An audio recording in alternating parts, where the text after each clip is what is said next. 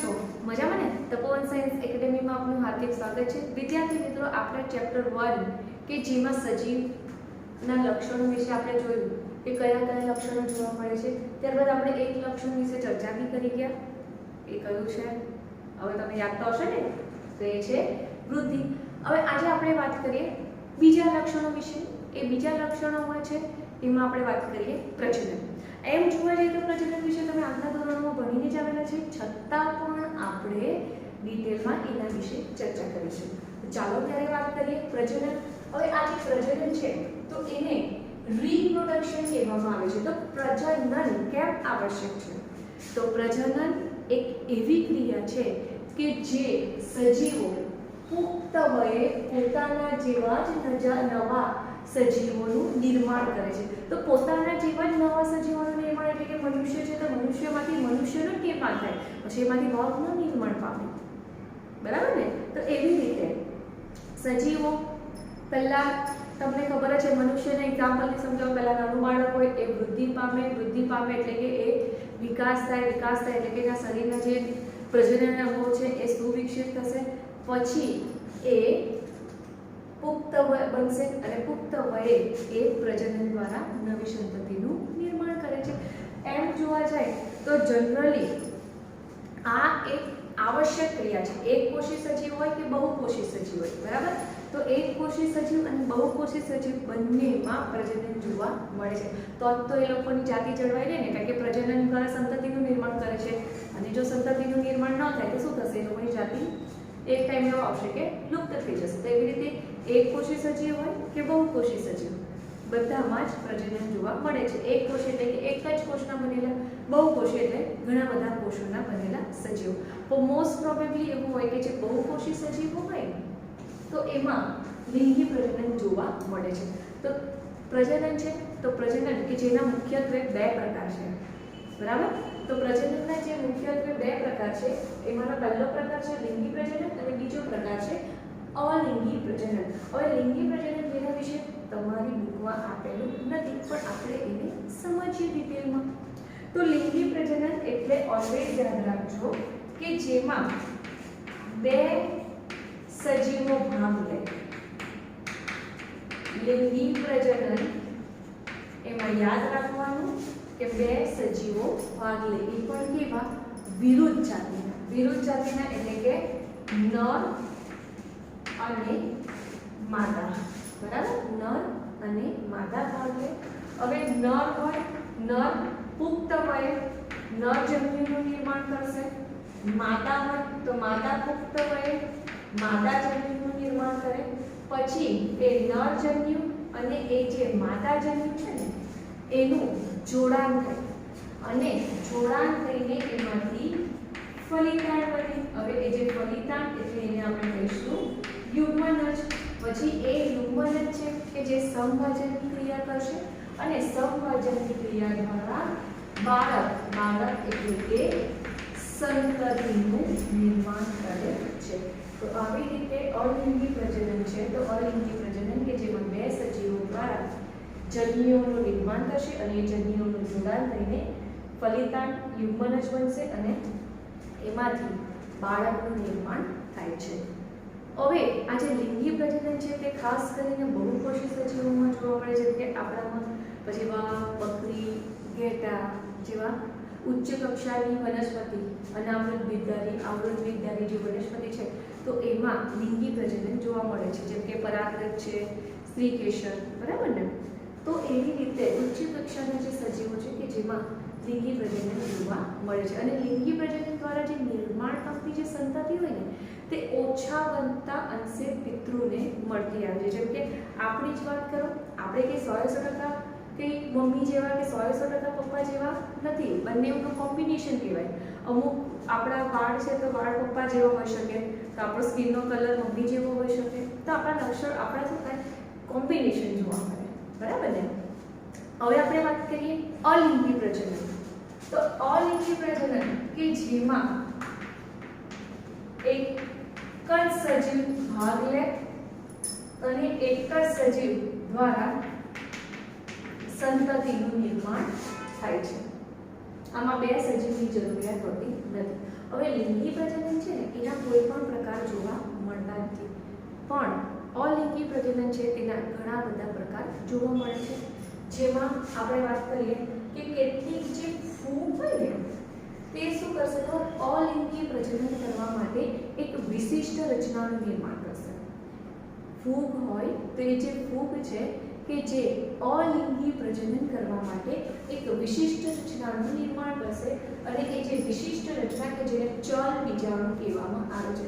ચલ બીજાણુ અર્થ શું થાય કે એ જે બીજાણુ હોય ને આ ફૂગ દ્વારા જે બીજાણુનું નિર્માણ થાય ને તો એ ચલિત હોય, કસા ધરાવે. હવે કસા તમને ખબર જ છે, કસા ધરાવે એટલે એ શું કરશે ચલિત હોય. ચલિત હોય એટલે કે એ સ્થાન ફેર કરી શકે છે. તો આવી રીતે ફૂગ છે તો ફૂગ દ્વારા ચલ બીજાણુનું નિર્માણ થાય છે. એના સિવાયની બીજી પદ્ધતિ છે કલિકા સર્જન. હવે કલિકા સર્જન કે જેના એક્ઝામ્પલ છે ઈસ્ટ અને હાઇડ્રા. તો આ જે ઈસ્ટ છે હાઇડ્રા કે જે નિમ્ન કક્ષાનું પ્રાણી છે. તો હવે આ કલિકા સર્જનમાં થાય શું, ધારો કે આ હાઇડ્રા છે, આને આપણે કહીશું પિતૃ હાઇડ્રા, બરાબર, આને આપણે કહીશું પિતૃ હાઇડ્રા. હવે આ જે હાઇડ્રા છે તેના શરીરના કોઈ પણ ભાગે કોષ વિભાજનની પ્રક્રિયા સ્ટાર્ટ થાય, જેના પરિણામ સ્વરૂપ એના શરીરની બહાર આવી રીતે કલિકાનું નિર્માણ થાય છે. હવે આ કલિકા જે છે તે વિકાસ પામે અને વિકાસ પામીને સેમ ટુ સેમ પિતૃ જેવું બની જાય છે, બરાબર. વિકાસ પામીને સેમ ટુ સેમ પિતૃ જેવું બનશે.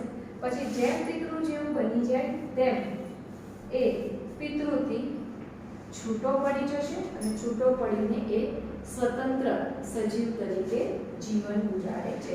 તો આવી રીતે યાદ રાખો કલિકા સર્જન કે કલિકા સર્જન એટલે કે સજીવના શરીર પર કલિકાનું નિર્માણ થાય છે. પછી એ કલિકા વિકાસ પામીને સેમ ટુ સેમ પિતૃ જેવું બને છે અને પિતૃ જેવું બને તેમ એ પિતૃના શરીરથી છૂટું પડીને સ્વતંત્ર સજીવ તરીકે જીવન ગુજારે છે. હવે વાત કરીએ અવખંડન.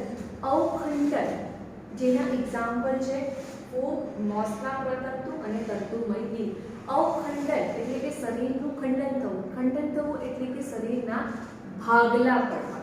તો તંતુમય દીપ એટલે કે આવી તંતુ જેવી આવે તંતુમય દીપ કે જેનું શું થાય કોઈ કારણસર એટલે કે આ કોઈ કારણસર એટલે કે અલિંગી પ્રજનન માટે એના શરીરમાં આવી રીતે ટુકડા થઈ જાય. હવે આ ટુકડા ડિપેન્ડ 2 દી હોય 3 દી હોય 4 દી હોય એવું કંઈ ફિક્સ હોતું નથી. તો એના શરીરના ટુકડા થઈ જાય. હવે એ જે ટુકડા થઈ ગયા તો દરેક ટુકડામાંથી નવા તંતુમય દીપનું નિર્માણ થાય છે. તો આ રીતે એક ટુકડા છે તો એક તંતુમય દીપ છે જેના 3 ભાગ પડ્યા તો એકમાંથી 3 તંતુમય દીપનું નિર્માણ થાય છે. તો આવી રીતે અવખંડન છે તો અવખંડન કે જેમાં એક સજીવમાંથી આવી રીતે ઘણા બધા સજીવના નિર્માણ થવાની શક્યતા રહે છે. પુનઃસર્જન. પુનઃસર્જન જેનું એક્ઝામ્પલ છે પ્લેનેરિયા. પ્લેનેરિયા એટલે કે ચપટાકૂદ. એના સિવાય પુનઃસર્જનનું આપણે બીજું એક્ઝામ્પલ લઈએ ને તો તારા માછલી. બુકમાં નથી પણ તમે લખી દેજો. તો એમાં શું થાય કે પુનઃસર્જન એટલે કે શરીરનો જો કોઈ ભાગ તૂટી જાય તો એ તૂટેલા ભાગે નવા ભાગનું નિર્માણ થાય છે. એટલે કે ધારો કે આ ભાગ તૂટી ગયો તો આ તૂટેલા ભાગે ફરી પાછું નવા ભાગનું નિર્માણ થાય તો એને પુનઃસર્જન કહેવાય. જો પુનઃસર્જન એટલે પાછું સર્જન થવું તો એને પુનઃસર્જન કહેવામાં આવે છે. હવે દ્વિભાજન. દ્વિભાજન એટલે કે બે ભાગ પડવા, શરીરના બે ભાગ પડવા તો એને દ્વિભાજન કહેવામાં આવે છે. હવે દ્વિભાજન જેના એક્ઝામ્પલ છે બેક્ટેરિયા, એકકોષીય લીલ અને અમીબા. તો આ જે બેક્ટેરિયા, એકકોષીય લીલ અને અમીબા છે કે જે દ્વિભાજનના એક્ઝામ્પલ છે. તો આ દ્વિભાજનના શું થશે આપણે અમીબા પરથી સમજીએ. હવે આ યાદ રાખજો જે દ્વિભાજન છે ને તે સમભાજન જેવું છે કે દ્વિભાજન કરતા જે સજીવો હોય તે સમભાજનની જેમ જ કરશે. સમભાજનની જેમ કરે એટલે કે પહેલા કોષ કેન્દ્ર વિભાજન થશે, બરાબર. કોષ કેન્દ્ર વિભાજન થાય અને કોષ કેન્દ્ર વિભાજન પછી કોષ રસ વિભાજન થશે અને જેના દ્વારા 2 સજીવનું નિર્માણ થાય છે. તો આવી રીતે આપણે અમીબાને એક્ઝામ્પલ પરથી સમજીએ. અમીબા કે જેમાં સૌથી પહેલા કોષ કેન્દ્ર વિભાજન દ્વારા 2 કોષ કેન્દ્રનું નિર્માણ થાય છે. પછી એમના શરીરમાં કોષ રસ વિભાજન ગમે તે થાય, એવું કોઈ પર્ટિક્યુલર નહીં, અહીંયાથી બી થઈ શકે, અહીંયાથી બી થઈ શકે. તો કોષ રસ વિભાજન દ્વારા પછી એક અમીબામાંથી આવી રીતે 2 બાળ અમીબાનું નિર્માણ થાય છે. તો આ જે આપણે કહીએ વિભાજન કે જેમાં સમભાજનથી વિભાજન પામીને એક સજીવમાંથી 2 સજીવનું નિર્માણ થાય છે. તમારી જે બુક છે ને તેમાં તમારે 11th સ્ટાન્ડર્ડ પૂરતું ફક્ત આ અલિંગી પ્રજનનના નામ અને એના એક્ઝામ્પલ જ યાદ રાખવાના છે. પણ તમને મેં દરેક વસ્તુ ડિટેલમાં કહી દીધી છે. તમે આ ચાર્ટ સ્વરૂપે તમારી બુકમાં લખી દેજો એટલે તમને યાદ રહે કે કોના એક્ઝામ્પલ કયા છે. બરાબર. હવે આપણે આ બેક્ટેરિયા છે, એક કોષીય લીન છે, અમીબા છે, જો એના સંદર્ભમાં વાત કરીએ ને તો એમાં આપણે વૃદ્ધિ અને પ્રજનન એને આપણે અલગ નથી કરી શકતા. તો કેમ એવું કે બેક્ટેરિયા એક કોષીય લીલ ને અમીબા છે તેમાં આપણે વૃદ્ધિ અને પ્રજનન કે જેને સેપરેટ નહીં કરી શકીએ, એમાં વૃદ્ધિ અને પ્રજનન આપણે બંને સેમ કહી શકીએ. એનું રીઝન છે આપણે વૃદ્ધિ છે તો વૃદ્ધિ માટે શું કીધેલું કે કદ અને સંખ્યામાં વધારો થવો, તો એને વૃદ્ધિ કહેવાય છે. તો અહીંયા જો એક અમીબામાંથી 2 અમીબાનું નિર્માણ થયું એટલે કે સજીવોની સંખ્યામાં શું થયો? વધારો થયો ને. પહેલા કેટલી હતી? 1, પછી કેટલી થઈ? 2. તો સજીવોની સંખ્યામાં વધારો થયો તો આપણે એને પણ વૃદ્ધિ કહી શકીએ છીએ. તો આવી રીતે એક કોષી સજીવોમાં નોંધાયું છે કે વૃદ્ધિ અને પ્રજનન આ જે 2 શબ્દો છે તો એને સ્પષ્ટ રીતે અલગ તારવી શકાયા નથી. બીજી વાત વિદ્યાર્થી મિત્રો કે એવા પણ સજીવો પૃથ્વી પર અવેલેબલ છે કે જે લોકો પ્રજનન કરી શકતા નથી. એવા અપવાદ જોવા મળ્યા છે, જેમ કે ખચ્ચર, વંધ્ય માનવ યુગલ અને વંધ્ય કામદાર માખી કે જેઓ પ્રજનન દર્શાવતા નથી. બરાબર. ખચ્ચર તો સંકરણ છે, બરાબર, સંકરણ જાતિ છે એટલે સ્વાભાવિક છે, એમાં તો થવાની શક્યતા નથી. હવે તમે આસપાસમાં એવા ઘણા દાખલા જોયા હશે કે કહેતા હશે કે આ કપલ છે જેને છોકરા થતા નથી, જેને બાળક થતું નથી, તો એને શું કહેવાય? વંધ્ય માનવ યુગલ અથવા તો વંધ્ય છે ને તો એ વંધ્ય કે જેની માટે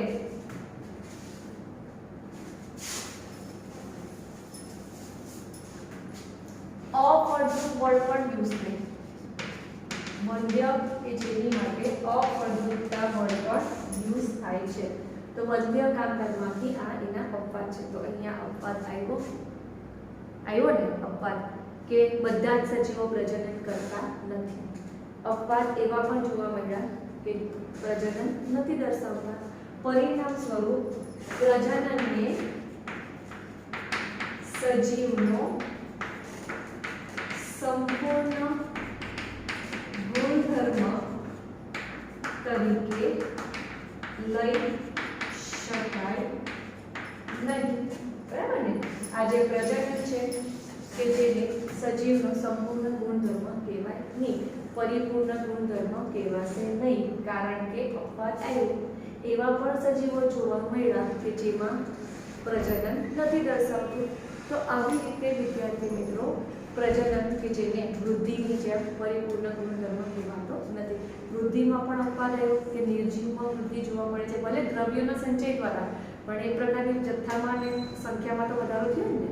એવી રીતે પ્રજનન છે તો પ્રજનનમાં આપણને એવા પણ એક્ઝામ્પલ જોવા મળ્યા કે જે સજીવો જે છે તે સંતતિનું નિર્માણ કરી શકતા નથી. તો આ જે ચાર્ટ સ્વરૂપે લખેલું છે એ તમે સ્ક્રીનશોટ પાડીને લખી દો તમારી બુકમાં, જેથી કરીને તમે 1 માર્કના જે ક્વેશ્ચન છે તે ઇઝીલી સોલ્વ કરી શકો. ચાલો ત્યારે વિદ્યાર્થી મિત્રો હવે આપણે વાત કરીએ ત્રીજા લક્ષણ વિશે. એ છે ચયાપચય. હવે આ જે ચયાપચય છે ને કે જેને ઇંગ્લિશમાં મેટાબોલિક કહેવામાં આવે, કારણ કે ઘણી વાર જે MCQ હોય ને તો MCQમાં ચયાપચયની જગ્યા પર મેટાબોલિક પણ લખાઈને આવે છે. ત્યારે તમને એવું લાગશે કે આ તો કોષ ભાગનો પ્રશ્ન છે, પણ ચયાપચય કે જેનો અર્થ ઇંગ્લિશમાં મેટાબોલિક થાય છે. હવે દરેક એમ જોઈએ ને પૃથ્વી પર જેટલા પણ સજીવો અસ્તિત્વ ધરાવે છે, નાનામાં નાના સૂક્ષ્મજીવથી લઈને મહાકાય વૃક્ષ હોય કે હાથી હોય, દરેકના જે સજીવો જોવા મળે છે તે એ રસાયણોના બનેલા છે. તો પૃથ્વી પર અસ્તિત્વ ધરાવતા બધા જ સજીવો, પછી એમાં આપણે પણ આવી જાય, આપણામાં બી પ્રોટીન, વિટામિન, ચરબી, કાર્બોદિત પદાર્થ ઘણા બધા આવેલા છે. કોષરસ પટલના બંધારણમાં તમે જો ગ્લુકોઝ, પ્રોટીન, ગ્લાયકોલ, લિપિડ આવેલું છે. તો એવી રીતે દરેક સજીવ છે તે રસાયણમાં જ બનેલા છે. આપણા શરીરમાં અંતઃસ્રાવો પણ રસાયણ છે. વનસ્પતિ હોય તો વનસ્પતિના વૃદ્ધિ વિકાસ માટે પણ અંતઃસ્રાવો જવાબદાર છે. પ્રકાશ સંશ્લેષણની જે પ્રક્રિયા થાય છે તો એમાં પણ ગ્લુકોઝ બને છે. તો જો દરેક સજીવ કે જેમાં રસાયણ જવાબદાર છે, તો આવી રીતે દરેક સજીવ રસાયણોના બનેલા છે. હવે આપણે ચયાપચય વર્ણને સમજીએ ને તો ચયાપચય કે જે બે વર્ણનો બનેલો છે, આ જે ચયાપચય જે છે તે બે વર્ણનો બનેલો છે, ચય અને અપચય. તો ચય એટલે શું થાય ખબર કે નાના અણુઓ ભેગા મળીને એક મોટા અણુનું નિર્માણ કરે તો એને ચય કહેવાય. જેમ કે આપણે એક્ઝામ્પલ લઈએ કે પ્રકાશ સંશ્લેષણની પ્રક્રિયા થાય છે, તો એ પ્રકાશ સંશ્લેષણની જે પ્રક્રિયા થાય છે તો એમાં થશે શું, CO2 અને H2O જોઈન્ટ થઈને ગ્લુકોઝ બનાવે છે, તો એ પ્રક્રિયાની ચય કહેવાય. હવે અપચય એટલે યાદ રાખજો વિઘટન. હવે વનસ્પતિ કે જેમાં ગ્લુકોઝ બની ગયું, હવે એ વનસ્પતિને આપણે ખોરાક તરીકે ઉપયોગ કરીએ છીએ, તો આપણામાં પાચનની ક્રિયા થાય એટલે ગ્લુકોઝના અણુનું વિઘટન થાય, અને ગ્લુકોઝના અણુનું વિઘટન થાય જેના પરિણામ સ્વરૂપ આપણને શક્તિ મળે છે. તો આવી રીતે ચય છે તો જેના દ્વારા અણુઓ બને, અને અપચય એટલે વિઘટનની પ્રક્રિયા. તો યાદ રાખજો, જ્યારે પણ ચય કરતા અપચયનું પ્રમાણ ઓછું હોય, ચયનું પ્રમાણ વધારે અને અપચયનું પ્રમાણ ઓછું હોય તો એ પ્રક્રિયાને વૃદ્ધિ કહેવામાં આવે છે.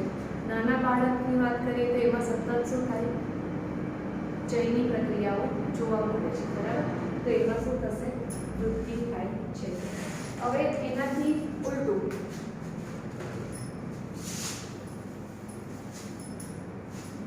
કે જ્યારે પણ અપચયની ક્રિયા ચય કરતાં વધારે થાય ત્યારે ઘસારો લાગે. ઘસારો લાગે એટલે મનુષ્ય જે છે તે જીર્ણતા તરફ પહોંચે છે.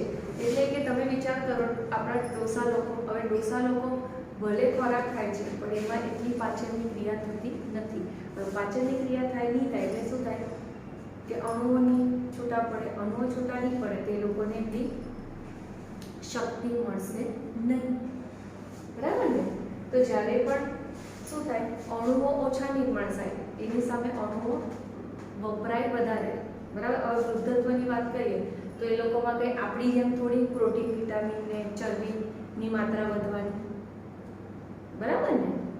તો એના પરિણામ સ્વરૂપ એ લોકોને ઘસારો લાગે અને જીર્ણતાનું પ્રમાણ વધે છે. યાર આ બે વસ્તુ લખી દેજો કે જ્યારે પણ ચયનું પ્રમાણ અપચય કરતાં વધારે હોય ત્યારે વૃદ્ધિ થાય, અને અપચયનું પ્રમાણ ચય કરતાં વધારે હોય તો ઘસારો લાગે છે, જીર્ણતા એટલે કે વૃદ્ધત્વ તરફ પહોંચે છે, અને એ ટાઈમે વાગે મનુષ્ય મરી જાય છે.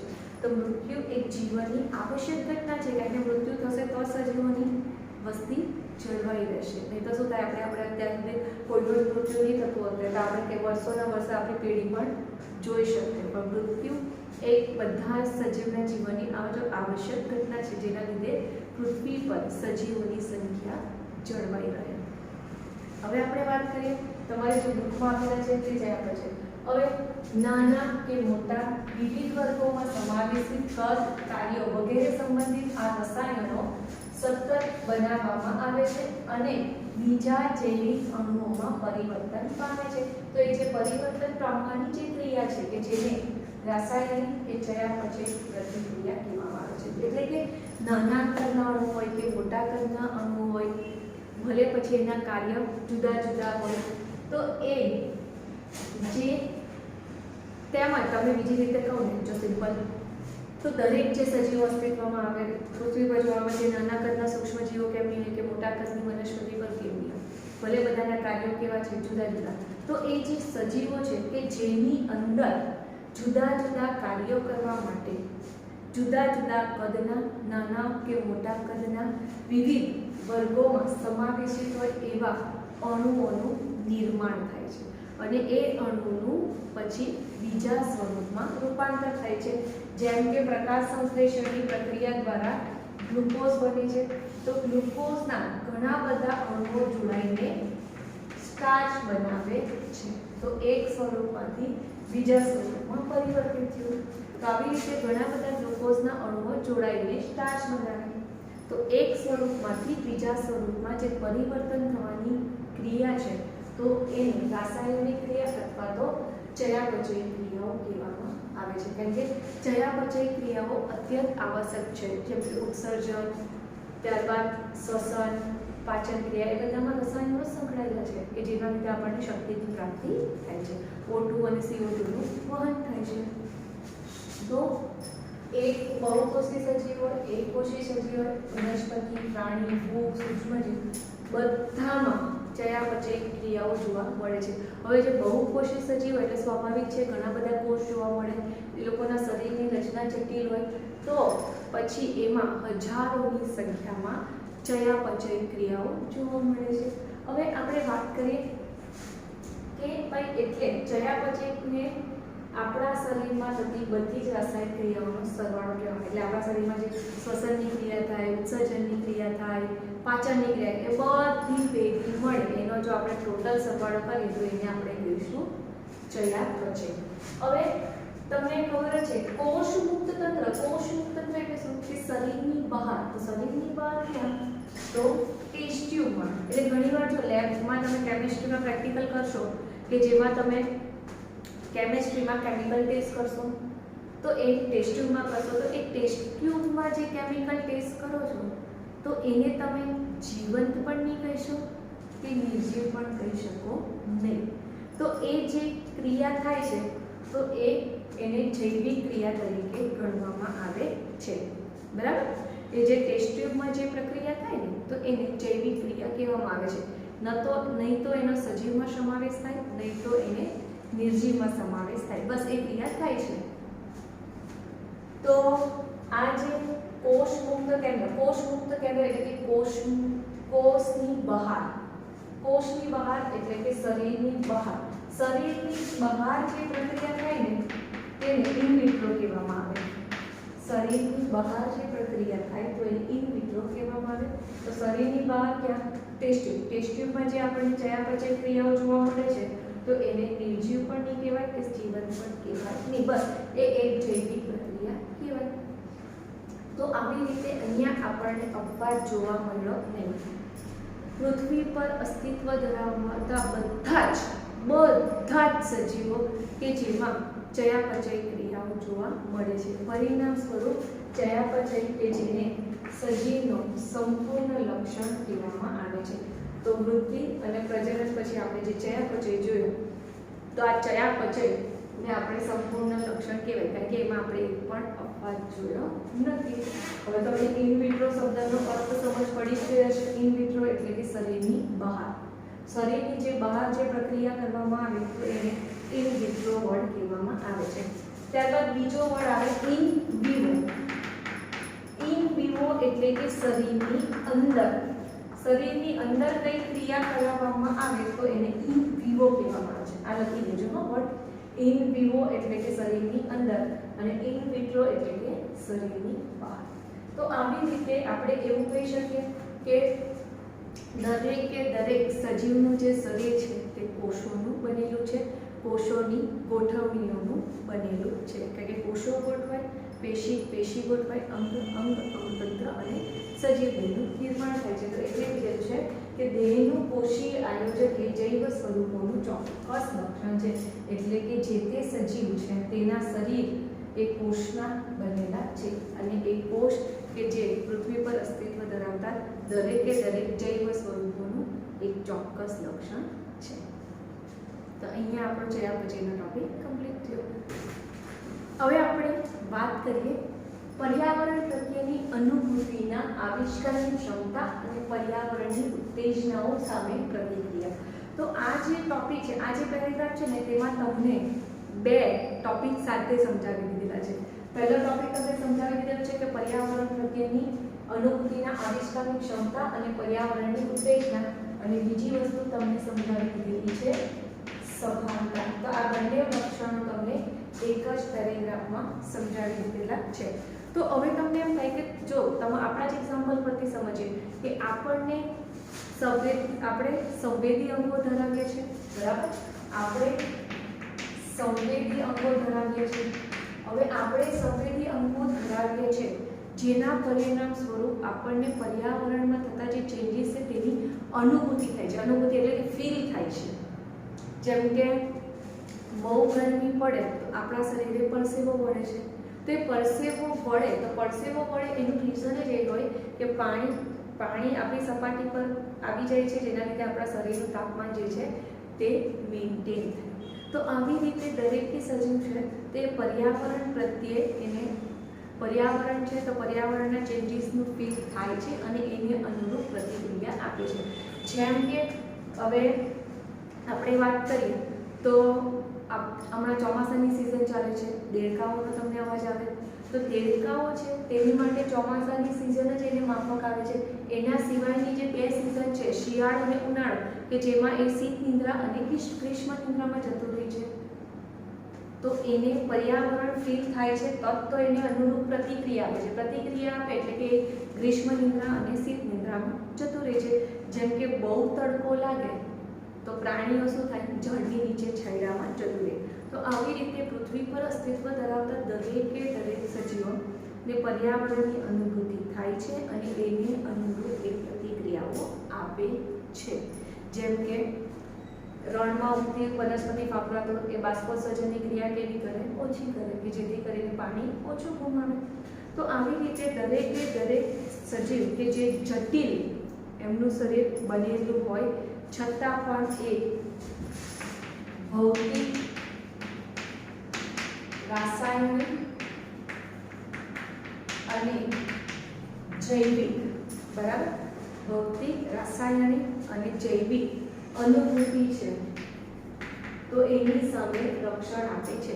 ભૌતિક એટલે કે પાણી, તાપમાન, એ બધા ભૌતિક, બરાબર? પાણી, તાપમાન, પ્રકાશ, કે જેને ભૌતિક અનુભૂતિ કહેવાય. મેં તમને ઓલરેડી એક્ઝામ્પલ આપી દીધા કે આપણને બહુ ગરમી લાગે તો ઘરમાં જઈને આપણે એસી ચાલુ કરી દઈએ. હવે રાસાયણિક એટલે કે પ્રદૂષકો, બહુ ધુમાડો હોય તો આપણે શું કરીએ? ત્યાંથી જતા રહીએ, કાં તો નાક પર ધુમાડ મૂકી દઈએ, તો એને કહેવાય રાસાયણિક. અને જૈવિક એટલે આપણને ખબર છે વાઘ આવે તો આપણે ભાગી જવાનું, પછી ત્યાં ઊભા રહેવાની જરૂર નથી. તો આવી રીતે દરેક સજીવ છે કે જે આસપાસના પર્યાવરણથી વાકેફ છે અને એને અનુરૂપ એ પ્રતિક્રિયાઓ આપે છે.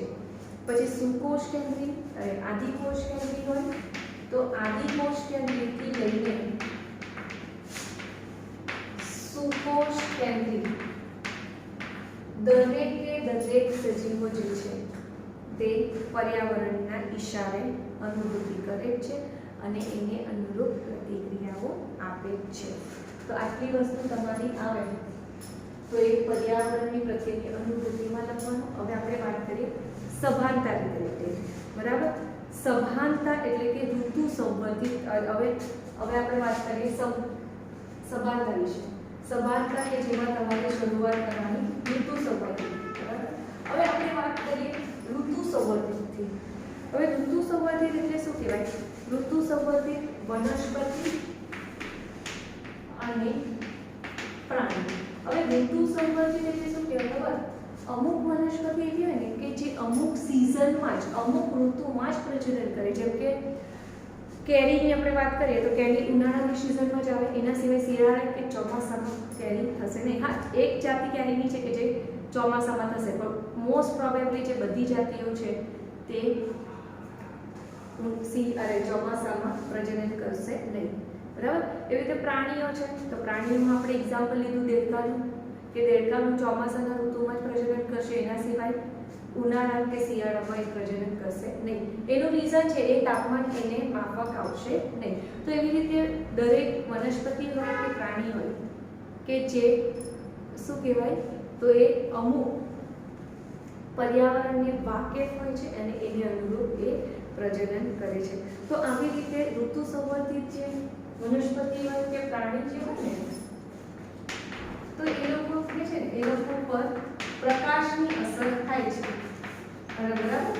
અને પ્રકાશ અવધિ એમાં ભાગ ભજવે છે. પ્રકાશ અવધિ એટલે કે પ્રકાશનો સમયગાળો, જેમ કે શિયાળો હોય તો શિયાળામાં દિવસ ટૂંકો, રાત લાંબી. ઉનાળો હોય તો દિવસ લાંબો, રાત ટૂંકી.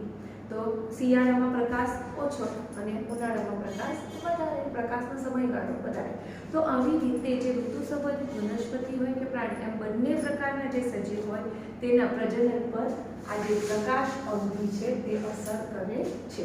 જેમ કે સૂર્યમુખી જોઈ લો, પ્રકાશ જે દિશામાં હોય તે દિશામાં એ ફરી જાય છે. તો આવી રીતે દરેક સજીવ છે, તો દરેક સજીવના શરીરમાં કેવું હોય, સજીવો તેમના શરીરમાં જે રસાયણો છે તો રસાયણોના પ્રવેશનું સંચાલન કરે છે. તો રસાયણોના પ્રવેશનું સંચાલન કરે એટલે શું કહેવાય? દરેક સજીવ શેનો બનેલો છે? કોષ. કોષ શું ધરાવે? કોષ રસ પટલ. તો કઈ વસ્તુ શરીરમાં પ્રવેશ થશે કે નહીં થશે તેનો આધાર આપણા તેનું જે સંચાલન છે, બરાબર, કયા રસાયણ શરીરમાં પ્રવેશે અને ન પ્રવેશે, તો એનું સંચાલન જે છે તે આપણું શરીર કરે છે. તો આવી રીતે દરેક સજીવો તેમના શરીરમાં રસાયણોના પ્રવેશનું સંચાલન કરે છે. તો આમ દરેક સજીવ જે છે તેમ પોતાની આસપાસના પર્યાવરણથી જાગૃત જ હોય છે. એને કઈ સિઝનમાં શું કરવાનું છે એને આપોઆપ જ ખબર હોય છે. આપણે કહેવા જવાની જરૂર નથી કે કૂતરા તને ઠંડી લાગતી હોય તો જ્યાં ગરમી મળે ત્યાં બેસી જાય, એવું કહેવાની જરૂર નથી. આપણા ગાડીની નીચે પણ બેસી જાય છે ઘણી વાર તો કૂતરાઓ. આપણે કંઈ ચોમાસાની સિઝન ચાલે તો દેડકાને કહેવા નથી જતા કે પ્રજનન કરે, એ પોતાની જાતે જ પ્રજનન દ્વારા સંતતિનું નિર્માણ કરે છે, બરાબર ને. તો આવી રીતે દરેક સજીવ જે છે ને તે એક સ્વયં સભાન છે. એને કયા ટાઈમે શું કરવાનું છે ખબર છે, એને કોઈએ કહેવા જવાની જરૂર નથી હોતી. પરિણામે જે સભાનતા છે, તો સભાનતાને સજીવનો સંપૂર્ણ ગુણધર્મ કહેવામાં આવે છે. તો સભાનતાને સજીવનો સંપૂર્ણ ગુણધર્મ એટલે કહેવામાં આવે છે કે એને ખબર છે કે કઈ સિઝનમાં શું ફેરફાર થાય છે અને મારે શું કરવું છે. જેમ ચોમાસું પતશે દેડકા જતા રહેશે ગ્રીષ્મ નિદ્રા અને શીત નિદ્રામાં. પછી જેમ ચોમાસાની શરૂઆત થાય તેમ દેડકા બહાર આવે છે. આપણે નહીં કહેતા ચલ દેડકા છુપાઈ જાય તારી સિઝન પતી ગઈ, એવું કહેવા જતા નથી.